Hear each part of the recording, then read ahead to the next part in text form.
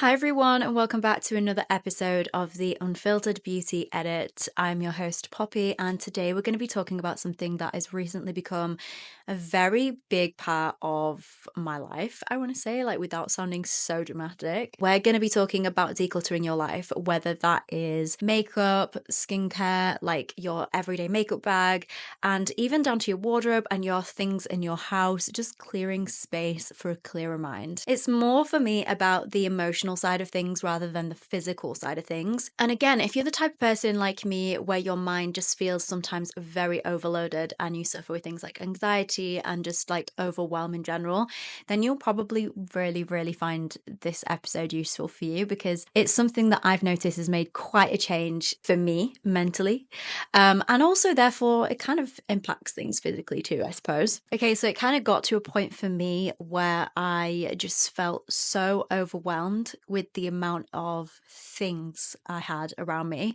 And it became almost uninspiring for content and just for every day. And not only that, because I obviously work with a lot of product and I work with a lot of brands, there is like a high level of consumption of product that I store. Like, I'm a bit of a hoarder, I won't lie. And I started to feel like a little bit guilty about it, because there was definitely products that just weren't getting the love and they weren't getting used. And I feel like almost opening, like it was literally a wardrobe door of product. I almost couldn't decide what I wanted to use. Like, it didn't make things easier for me every day. And I think since turning 30, well, 32 now, but since turning 30 especially, I feel like life just needs to be easier and everything just needs to be fun, but also easier and less stressful. So for me, I was like, that's it. I'm gonna just declutter 90% of everything I have, and I'm gonna keep things super basic, all my core favorite products.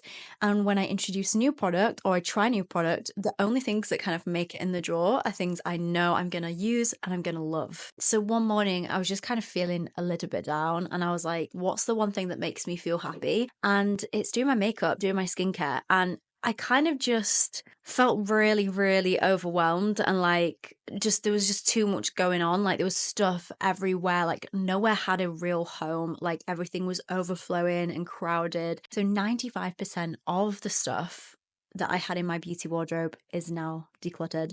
And I've got two small desk drawers of products, which obviously I will show in content soon. And they're all products that I use and love, and things that I just can mix and match. It's actually really fun, like opening my drawers and opening its products that I can just play around with without feeling like, God, like, what is going on? I can't even find things in here. So yeah, so fun. Truth be told, like, what am I going to do with them? Like, they just sit there. Unless they're like a really valuable piece, or like a very special limited edition piece, then even that will go into like a tote now and go in the attic, out of the way, out of sight, out of mind. But everything else has got to be practical, which is basically what I've done. And I still have a long way to go, actually. Like, I have so many things to declutter still, including like my clothes, which I have done a really good like 60% of, but I have still got quite a journey to go with that. So if you're like me, I will talk to you about how I did it, how best to go through it, so that it doesn't feel super overwhelming, and just get your life back on track. Because your home and your safe space is where you should feel most at peace and your happiest. So for me, I started by I grabbed a bin bag for everything that I knew was incredibly expired. And I was really ruthless actually with this. Went through each of my drawers. So I had them in categories of like lipsticks and blushes and bronzers. And I had multiples of these, which was just enough. Like, it was so much. And I would just go through them and I'd be like really harsh with myself. I'd be like, have I picked up this product for even 6 months, like a year to 6 months? If I hadn't even reached this product, it was going in either the giveaway pile or it was going in the bin. And I was keeping aside in a separate pile the products I really loved and I was using quite frequently. And I was so ruthless. I think it took me about 5 hours to do it. So when you see it, you won't understand the scale, but it really did take me about 5 hours to declutter. And I had big piles of stuff everywhere, which actually was very satisfying for me. When I was seeing what I was decluttering versus what I was keeping, you would think that it would give me anxiety, but actually all it did was make me feel like there was just this big breath of fresh air. And I never thought I would be that person, because I've always been a makeup obsession freak and hoarder and, you know, all the things that you expect someone who's in the beauty industry to be. But I've just got to a point in life where like less is more. In every aspect, less is always more. So yeah, I basically decluttered it all and I kept my favorites. And I was like, there are some categories I have more than others. Like I do have more lip products and blushes than I do everything else, but that's because I like a little bit of variety and I don't want to regret throwing like everything out of my collection. What it's really made a difference with for me is I feel like when I go into my drawers now and I look at the collection of products I have, I don't feel overwhelmed. I don't feel guilty anymore for having too many products that I can't use in one day. And I think what made it worse for me actually is that I now use very, very little products because again, we go back to less is more, but I use very little makeup now. And so I was looking at the 50 foundations in my drawers, being like, just feeling guilty that I wasn't getting any use out of them. And I was having new product coming in all the time because I was trying new launches, trying new things for you guys, which is my job. And just like, yeah, just feeling super bad. So now when I open my drawers, I really just feel great. And if I introduce something new into my drawers, what I've decided to do is I clear something out. So for everything I add in, I'm going to clear some things out so that it never gets a bit overwhelming. And then once a month, if I haven't managed to do it consistently, I'll do like one big declutter again and possibly film that for you guys as well. So that was the makeup side of things. And honestly, I know it sounds ridiculous, but you don't understand how much of a difference it really makes. So if you're the type of person that does have such a hoard of makeup and you just don't find you're using it and you feel a little bit guilty or overwhelmed, like sometimes doing a declutter is like the best thing. The next was clothes. Clothes for me, I really don't feel strongly attached to. There's very little items I feel significantly attached to. And the ones I do that I maybe don't wear often, again, they just go in a tote or a bag and they go in the attic. So I have now focused, and I started this like 2 years ago, actually, I won't lie. Like I originally started doing this 2 years ago in my old house. And I decluttered everything pretty much. And I started again with my wardrobe and I just focused on high quality core pieces that I could mix and match and would just pretty much suit me and my style and my body shape. I use very monochromatic colors generally. So it's like blacks, white, grays, navy blue. I love a navy blue. I think it flatters my hair color and things. Creams, browns, those kind of tones generally I really love. So I find them quite monochromatic. They're very good to mix and match. And so I've just been building on those a little bit. And it doesn't necessarily mean when I say good quality, I mean obviously standard wise, you would go for something pretty premium.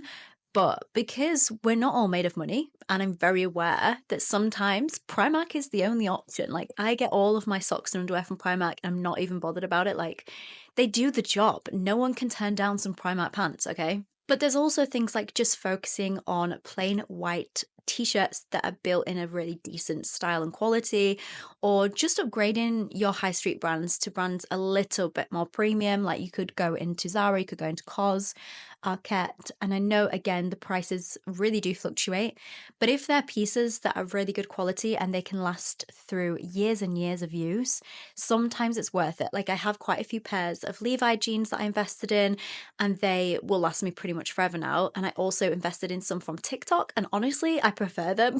I prefer the shape of them. So now I have a variety of different shapes and different colors. I feel good. Like I don't need anything more now. Like that's where my mind's at. I also did the same with t-shirts, though I will say I am lacking in like a really good quality black t-shirt. So that is probably next on the agenda, and I'll probably get that from Uniqlo. And Uniqlo, by the way, is a really great brand. Again, it's kind of like that mid-price range for high street, but it has really great product on there. So I'm a big blazer fan as well. So I just feel like if I have a nice pair of jeans, a really nice t-shirt or a vest top, and a blazer, I feel good, like good to go. Though I won't lie, I'm really enjoying pajama chic, which is what I call it. And I've got to an age where I don't really care that much what people think. I just enjoy what I enjoy. So if I'm wearing tartan pants that look like pajamas, but I feel great and warm and comfortable, so be it. I do now have an Unfiltered Beauty podcast Instagram page, which, you know, is just there in case you guys do want to follow me and see snippets. But obviously, I'll be posting across all my socials anyway. And just let me know what you want to see and what you want to hear. I struggled so much with this one. This was skincare. Fragrance as well. I'm struggling to part with my fragrance because I just love perfume. And I feel like all different types of perfumes have core memories. And they remind me of like holidays or like really good parties or just really nice memories and events. So I do hold on to them quite a bit, but I do use perfume a lot, so I do get through it. And then alternatively, skincare. Skincare is just really reducing what I use. And I've actually got a little bag of products now that I use religiously that I absolutely adore, and they work really well for me. And then I have a little box. It's not little, that's such a lie. It's quite a big box, but of new product that I've either got to try, review, you know, all the things. And I just keep that there until I can make my mind up about what needs to be added into the everyday, and then what maybe is a backup or what is like to be given away or go. So yeah, don't underestimate. I need to be like real. It is still very heavy. But for me as a creator, it's very good. It's a lot better. So let's put it that way. Also, I want to mention that there's actual science behind decluttering. Like, clutter can lead to a decision fatigue, which is again something that I mentioned previously I experienced when going to pick out like product. But when we're faced with too many options, our brain has to work significantly harder. So that's why starting at a full wardrobe and thinking, I've literally got nothing to wear, even though you do have loads of clothes, it's not that we don't have them, it's just that we have too many options to process. Visual clutter is also known to increase your cortisol levels, which is the body stress hormone. So it can also make us more anxious and more distracted and more likely to procrastinate. Once I learned this, it made total sense to me. And I just had been feeling that overstimulation and like that foggy brain situation. It's not for me about minimalism as in a sense of aesthetics, which yes, I'm a big aesthetic person, but it's more just the mental clarity, the emotional clarity, and just the reconnection to yourself and what you actually love and what you actually enjoy and what works for you, rather than what society, algorithm, all of that tends to tell you have to buy. I don't class myself technically as an influencer. I class myself as like a digital content creator. I create content in various different ways.